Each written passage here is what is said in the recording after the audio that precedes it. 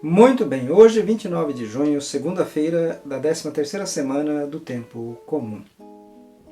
O Evangelho de hoje nos traz o tema do seguimento de Jesus, do discipulado. Seguir Jesus, ser discípulo de Cristo, não significa aderir a uma doutrina, mas aderir a uma pessoa, a pessoa de Cristo, o Filho de Deus. E aderir então à pessoa de Cristo, o Filho de Deus, com tudo o que isso significa. Ou seja, seguir Jesus também não é adotar um modo de pensar, uma filosofia de vida, é adotar um modo de viver que nos transforma interiormente e nos coloca na dinâmica de Cristo, ou seja, na dinâmica do amor ao próximo, amor inclusive aos inimigos, do perdão àqueles que nos ofenderam, mas também do perdão aos inimigos. Ou seja, nos coloca na dinâmica de doação total ao outro. Por isso temos que ter consciência de que a vida cristã, o seguimento de Jesus, o discipulado cristão é exigente.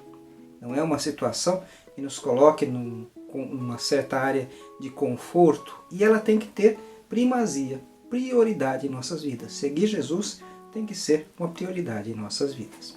Ouçamos então o Evangelho. O Senhor esteja convosco, Ele está no meio de nós. Proclamação do Evangelho de Jesus Cristo segundo Mateus. Naquele tempo, vendo uma multidão ao seu redor, Jesus mandou passar para outra margem do lago. Então, um mestre da lei aproximou-se e disse: Mestre, eu te seguirei aonde quer que tu vás. Jesus lhe respondeu: As raposas têm suas tocas, e as aves do céu têm os seus ninhos, mas o Filho do Homem não tem onde reclinar a cabeça. Um outro dos discípulos disse a Jesus: Senhor, permite-me primeiro que eu vá sepultar meu pai. Mas Jesus lhe respondeu: Segue-me e deixa que os mortos sepultem os seus mortos. Palavra da salvação. Glória a vós, Senhor. Então nós estamos aqui no contexto de Mateus. Jesus vê ao seu redor uma grande multidão e diz: Vamos para a outra margem. Jesus é um mestre, um pregador itinerante.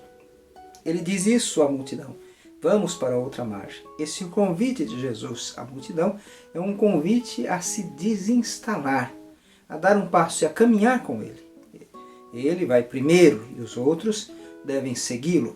Atravessar o lago significa dar este passo rumo a uma mudança de vida para seguir Jesus. Diante disto, um mestre da lei que está ali se aproxima de Jesus e diz: Mestre, devemos prestar atenção no tratamento. Era assim que os adversários de Jesus sempre o tratavam. Os fariseus, os saduceus, sempre chegavam para ele com esse tratamento: Mestre. Então esse é o tratamento daqueles que não são discípulos, que se opõem a Jesus. Mas esse mestre da lei diz: Eu te seguirei para onde quer que vás. E Jesus logo lhe responde: As raposas têm suas tocas, as aves do céu têm seus ninhos, mas o Filho do Homem não tem onde recostar a cabeça. Isto é, o Messias, o Salvador, não tem um lugar fixo.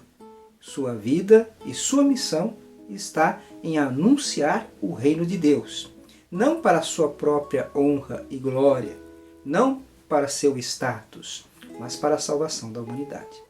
Os mestres da lei, nós já vimos em outras passagens, gostam de status, gostam dos lugares, dos melhores lugares nas sinagogas, nos jantares, gostam de ter certas regalias. E este mestre da lei pergunta a Jesus se pode segui-los, ou afirma a Jesus que vai segui-lo, talvez pensando nas comodidades. E Jesus diz: aqui não há comodidade.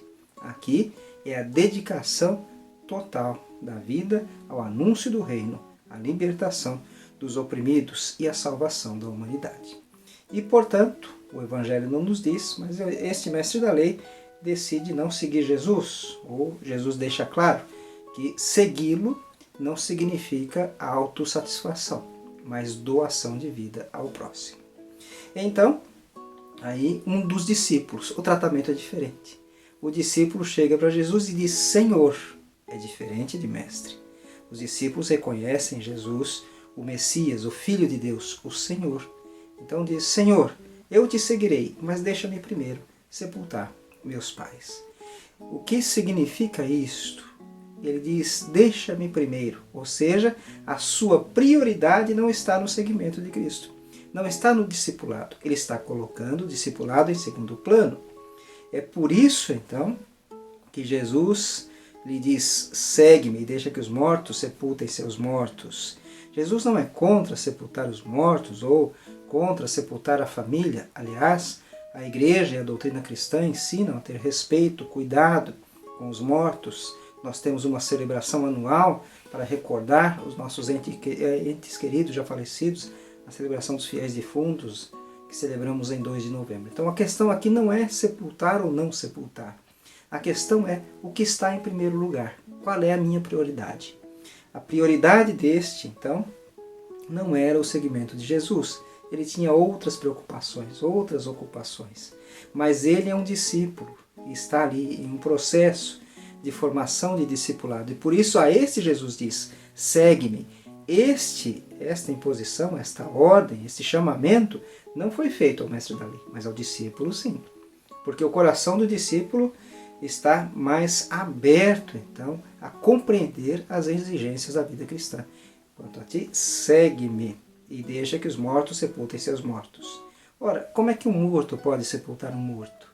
Jesus está falando aqui também no sentido espiritual. Aqueles que recusaram Jesus já estão mortos espiritualmente. E esses têm as suas ocupações mundanas. E esses já fizeram sua escolha.